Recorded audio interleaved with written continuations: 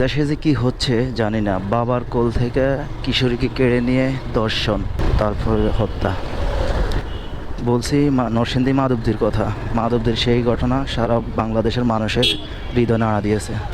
সেটার রেশ কাটতে না কাটতে আরও একটা খবর দেখলাম, যেটা হচ্ছে পাবনা পাবনা দাদিকে হত্যা করছে। হত্যা করার পরে দাদির লাশ উঠানে পড়েছিল, আর নাতনি আর কি নাতনি তার তার লাশ বাড়ির পাশে রক্তাক্ত অবস্থায় বিবস্ত্র অবস্থায় পড়ে থাকে, এলাকাবাসী দেখতে পায়।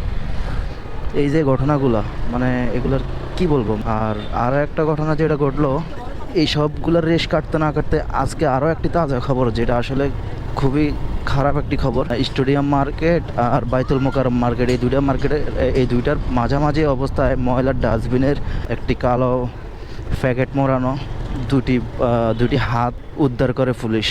কালকে রাত্রে কাকরাইল স্কার্ট ভবন, সেটার সামনে থেকে একটি পা উদ্ধার করে।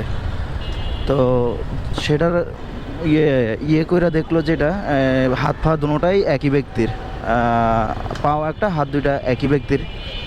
সেই লোকটিও হচ্ছে আপনার নরসিংদীর। তো এই যে ঘটনাগুলো, নরসিংদী দুইটা ঘটনা ঘটে গেল।